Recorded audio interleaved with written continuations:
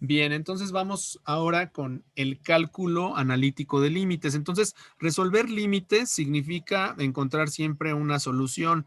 De hecho, bueno, hay muchos tipos de límites. Hay límites algebraicos, pero hay límites que son infinitos. ¿Qué quiere decir esto? Pues que el resultado no es un número real, sino que el límite se va a más infinito o a menos infinito. O hay límites que son límites en el infinito y que tienden a infinito y me dan un número real. Entonces, hay muchos tipos de límites. Están los límites infinitos en el infinito también. Ajá, esa es otra clasificación. Entonces hay 4 tipos de límites distintos. Antes de verlos, cada uno de ellos, es importante aprender a evaluar un límite. Entonces, como pudiste darte cuenta en los ejercicios anteriores, pues bueno, resolver un límite, pues no era otra cosa más que hacer una sustitución, ¿no? Entonces, fíjate, esta es la regla básica para resolver un límite. Cuando yo quiero calcular el límite cuando x tiende a c de una función f de x, lo que tengo que hacer es sustituir c en el valor de la función. O sea, es decir, voy a evaluar a la función en el valor de c.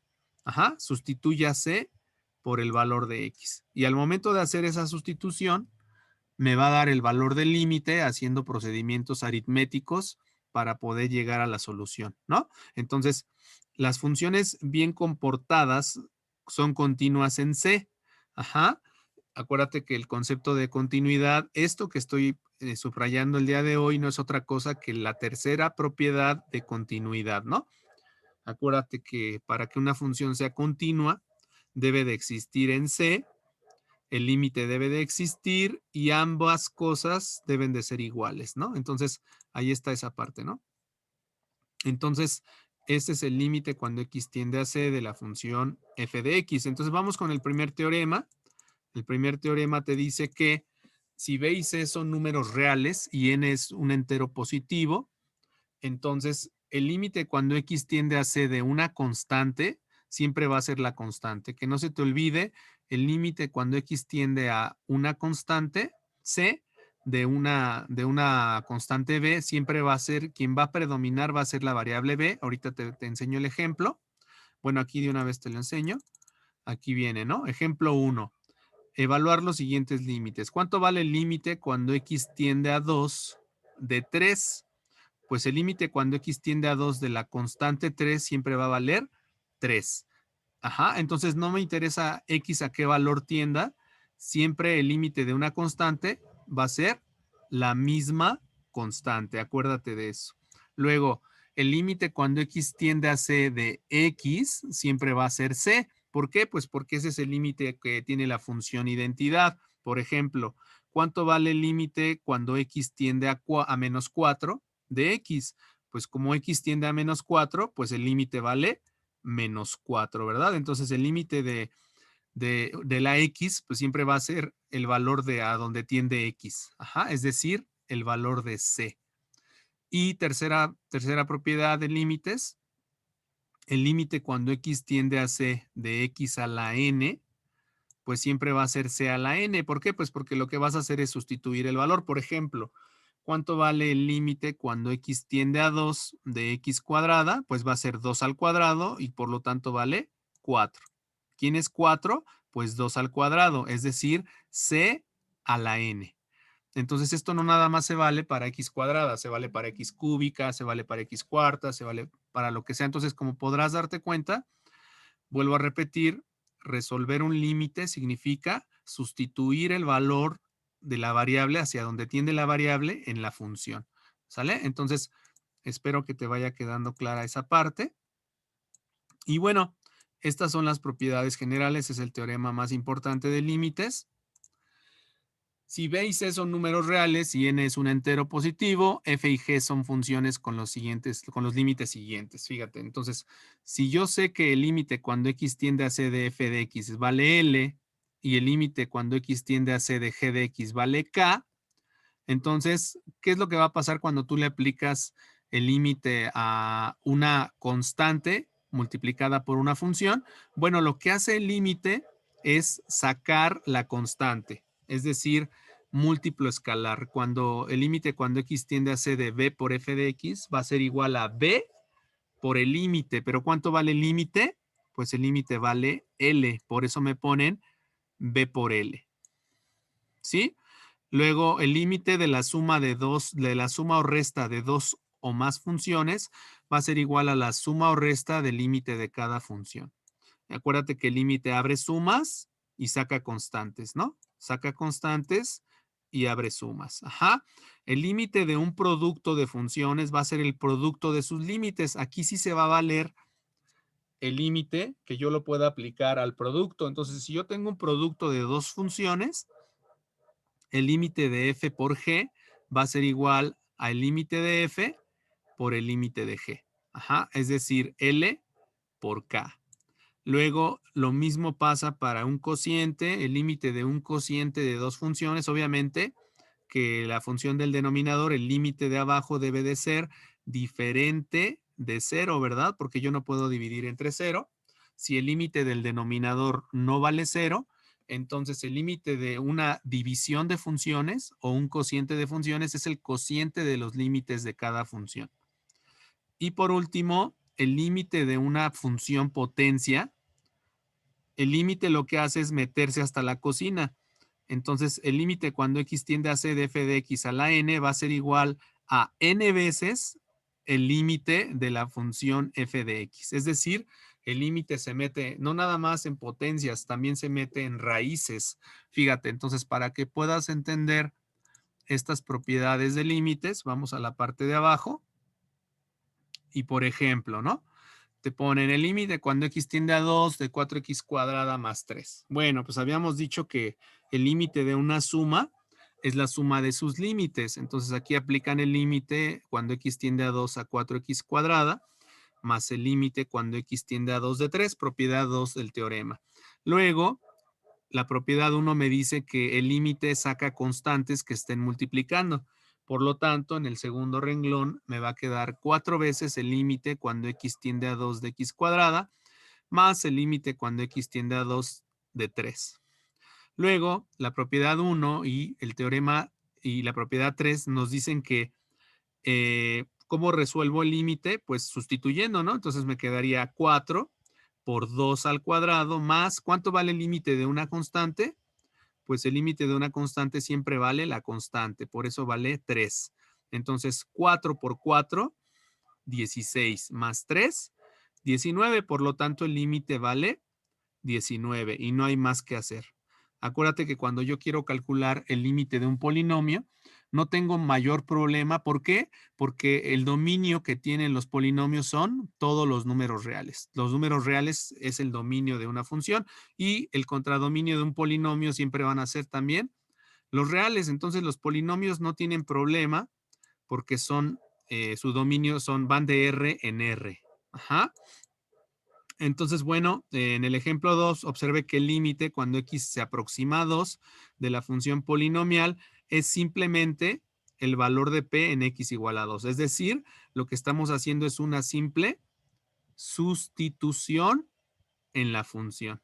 ¿Sale? Entonces, la verdad está muy sencillo calcular límites. Y bueno, fíjate, aquí me vuelven a hacer notar que si yo tengo el límite de, si p es una función polinomial y c es un número real, entonces el límite cuando x tiende a c de un polinomio va a ser igual a p veces, bueno, a p evaluado en el c, ¿no? O sea, ahí lo que están haciendo es evaluar el polinomio y lo mismo pasa para un cociente, ¿verdad?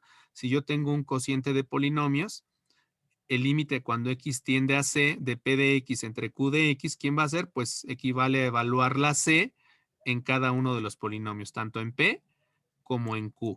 ¿Sale? Ok, entonces eso es con respecto al límite de las funciones polinomiales. Vamos con otro ejemplo.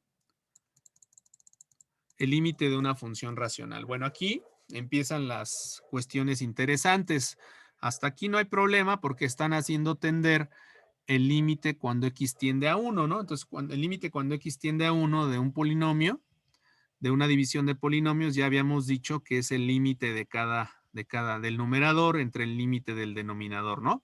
Entonces, si tú te das cuenta, aquí te dicen, puesto que el denominador no es 0, cuando x tiende a 1, se puede aplicar el teorema. Acuérdate que este teorema lo aplicamos sí, solo sí, al aplicar el límite en el denominador, el límite no se hace 0. Si llegara a valer 0, no puedo aplicar el límite.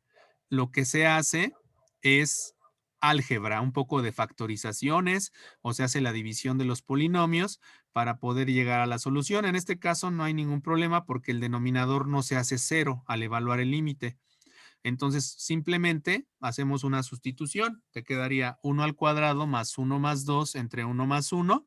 Te quedan 4 medios, por lo tanto, el límite vale 2, ¿no? Entonces, es muy importante eso y bueno, a continuación viene el teorema que te decía que el límite se mete hasta la raíz cuadrada, ¿no? Y hasta la raíz cúbica o la raíz enésima. Entonces, si n es un entero positivo, el siguiente límite es válido para todo C si n es impar y para todo C mayor que 0 si n es par. ¿Por qué dicen esto de par o impar? Pues porque n, acuérdate que n es el índice.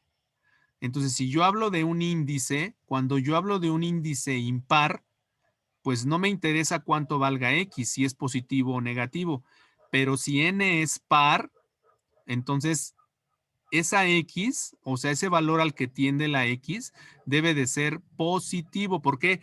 Porque no existen raíces cuadradas de números negativos, o no existen raíces cuartas de números negativos, o no existen raíces sextas de números negativos, pero sí existen raíces cúbicas de números negativos. Entonces, si yo hablo de raíz cúbica, o sea, si n es impar, pues no tengo mayor problema. ¿Por qué? Porque puedo ser, si n es impar, puedo calcular la raíz cúbica de -3 o la raíz cúbica de -8, que vale -2, ¿no? Entonces, cuando yo hablo de índices impares, se vale que la x tienda a valores negativos. Ajá. Entonces, es muy importante eso. Y bueno, aquí eh, para una función compuesta. Ajá. ¿Qué es una función compuesta? Bueno, una función compuesta es la evaluación de una función en otra función. Es decir, si tú tienes una función f de x y si tú tienes una función g de x, entonces yo puedo hacer la composición de f con g. Es decir, yo puedo evaluar a f en la función g. Ajá. Y eso es a eso, si yo evalúo a la función f en la función g, a esto se le conoce como composición de funciones. Pero también puedo evaluar a la función g en la función f. O sea, sustituir f en la función g. Si yo hago la sustitución, entonces estoy componiendo. Entonces tengo a la función f compuesta con g o a la función g compuesta con f. ¿Sí? Entonces, lo que me está diciendo este teorema es que si f y g son funciones tales que existe el límite de ambas, ajá, y el límite de x existe y el límite de f de x cuando x tiende a L existe, entonces, bueno, pues el límite de una composición de funciones va a ser igual a f evaluada en el límite de g. Fíjate, ahorita vamos a ver ejemplos para que puedas entender mejor este teorema de composición de funciones. Vamos con los radicales, fíjate. El límite de una función compuesta. Ajá, ahorita lo vamos a revisar. Fíjate, ¿qué pasa con el límite cuando x tiende a 0 de la raíz de x cuadrada más 4? Bueno, pues como x tiende a 0, el límite de la raíz es igual a la raíz del límite. Entonces, lo que tengo que hacer aquí, ellos están evaluando primero el radicando, lo que está dentro del radical. Tengo el límite cuando x tiende a 0 de x cuadrada más 4. Sería 0 al cuadrado más 4, eso es igual a 4. Por lo tanto, el límite cuando x tiende a 4 de la raíz de x sería la raíz de 4 y eso vale 2. A final de cuentas, lo que están haciendo es lo siguiente. Si yo quiero calcular este límite, el límite cuando x tiende a 0 de la raíz de x cuadrada más 4, pues ¿qué va a ser igual? Va a ser igual a la raíz cuadrada de 0 al cuadrado más 4, ¿no? ¿Y eso cuánto es? Pues eso es igual a la raíz cuadrada de 4 y por lo tanto esto es igual a 2, ¿no? Entonces ahí está. Entonces, en resumen, es lo que están haciendo, ¿no? Haciendo una sustitución. Y en el siguiente límite, lo mismo. Si tengo el límite de la raíz cúbica, acuérdate que el límite se mete hasta la cocina, se mete adentro del radical. Entonces me quedaría la raíz cúbica de 2 por 3 al cuadrado menos 10. 2 por 3 al cuadrado me quedan 18 menos 10, me queda 8. La raíz cúbica de 8 vale 2. Por lo tanto, el límite de la raíz cúbica de 2x cuadrada menos 10, ¿cuánto vale? Vale 2. ¿Sí? Bien, continúo con esta parte. Fíjate, estamos hablando el día de hoy de límites algebraicos y de toda la parte de cómo hacer el cálculo de los límites para las funciones, ¿no? Y bueno, aquí ya vienen límites de funciones trigonométricas. Bueno, ¿cómo resuelves el límite de una función trigonométrica? Pues de la misma manera como lo hiciste para una función polinomial, hay que sustituir el valor al que tiende x, ¿no? Por ejemplo, el límite cuando x tiende a 0 de la tangente de x, ¿a qué es igual? Pues es igual a la tangente de 0. ¿Cuánto vale la tangente de 0? Pues 0, ¿no? Entonces ahí está, el valor del límite vale 0. ¿Cuánto vale el límite cuando x tiende a pi de x por coseno de x? Bueno, pues ahí vas a aplicar, acuérdate que el límite de un producto de funciones es el producto de los límites de cada función. Entonces ahí en el inciso B tienes que aplicar el límite cuando x tiende a pi de la función x por el límite cuando x tiende a pi del coseno de x. Entonces, como es la función identidad, me queda pi por el coseno de pi. ¿Cuánto vale el coseno de pi? El coseno de pi vale menos 1. Acuérdate que pi es igual a 180 grados. Y entonces pi por menos 1, por lo tanto el límite vale menos pi. Ajá, eso lo sacas de tu calculadora. Finalmente, inciso C, el límite cuando x tiende a 0 del seno cuadrado de x es igual a ¿qué? Pues vas a sustituir el límite, vas a poner seno de 0 al cuadrado. ¿Cuánto vale el seno de 0? El seno de 0 es igual a 0. Por lo tanto, te queda 0 al cuadrado, que vale 0. Entonces, como podrás darte cuenta, son límites muy sencillos, no hay que tenerles miedo. Es simplemente saber observar esa parte, ¿no? La sustitución. Y bien, bueno, ahora vamos con un límite que a veces se torna algo complicado. Fíjate, tengo ahora el límite de cuando x tiende a 1, de x cúbica menos 1 entre x menos 1, ¿no? Entonces, habíamos dicho que para calcular el límite de un cociente, pues entonces el límite de un cociente de funciones es el cociente de los límites de cada función. Pero aquí si tú te das cuenta, ¿por qué inician haciendo una factorización? Pues porque si yo aplico el límite en el denominador, 1 menos 1 vale 0. Y acuérdate que yo no puedo dividir entre 0. Entonces, lo que están haciendo aquí es, si yo hago la sustitución del límite, aquí me va a quedar 1 al cubo menos 1 sobre 1 menos 1. Y eso es igual a 0 entre 0, ¿no? Por lo tanto, el límite está indeterminado. Entonces, para quitar la indeterminación de un límite, lo que tenemos que hacer es factorizar. ¿Qué tengo en realidad en el numerador? Pues tengo x cúbica menos 1 al cubo, es decir, tengo una diferencia de cubos. ¿Cómo se hace una diferencia de cubos? ¿Cómo se factoriza? Bueno, de tus clases de álgebra te queda x menos 1 por x cuadrada más x más 1, ¿no? Entre x menos 1, entonces se cancela x menos 1 y en realidad la función, ¿quién va a ser? X cuadrada más x más 1. Ajá, que le llaman a esa nueva función g de x. ¿Sí? Entonces, fíjate, lo que hacemos para resolver ese límite es una factorización. Ajá. Lo que hacemos es una factorización. ¿Y qué nos queda? Bueno, pues al evaluar el límite cuando x tiende a 1 te quedaría de x cuadrada más x más 1, te queda 1 al cuadrado más 1 más 1, y eso te da el valor de 3. Entonces el límite que al parecer estaba indeterminado, al hacer la factorización nos damos cuenta que el límite vale 3, ¿no? Es decir, el límite sí existe. Fíjense, entonces ya para terminar con esta pequeña parte, ¿qué estrategias vas a utilizar? Bueno, básicamente lo que nos quieren dar a entender aquí es, vas a utilizar técnicas de cancelación, ¿no? Es decir, vas a utilizar factorizaciones, ¿no? Entonces, fíjate, en este último ejemplo, el límite cuando x tiende a menos 3 de x cuadrada más x menos 6 entre x más 3, otra vez te va a quedar 0 entre 0, ¿no? Te va a quedar una indeterminación. Entonces, otra vez, lo que se hace aquí para quitar la indeterminación, pues se factoriza.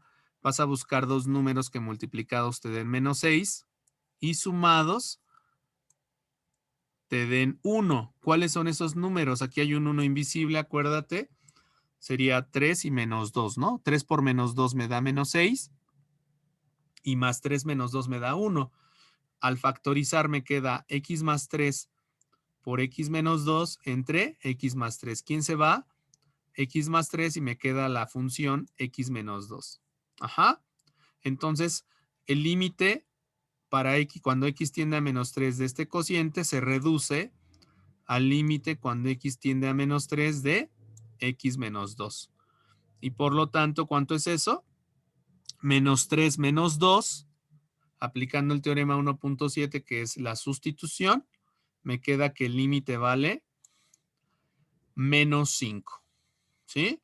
Entonces, fíjate cómo cada cuando vamos a hacer la factorización, cada que tengamos una indeterminación, cada que tú apliques un límite y te quede 0 sobre 0, acuérdate, a esto se le conoce como indeterminación, y entonces tienes que aplicar factorización o división de polinomios para poder llegar a la solución. Entonces, no se te olvide, no se deja así el límite, no me vayas a decir que 0 entre 0 me da 0, simplemente es una indeterminación, y para poder quitar esa indeterminación hay que hacer factorización o división de polinomios, álgebra, factorizaciones o series, o muchos trucos aquí entran, ¿sale? Entonces, esa es la parte de la resolución de límites algebraicos.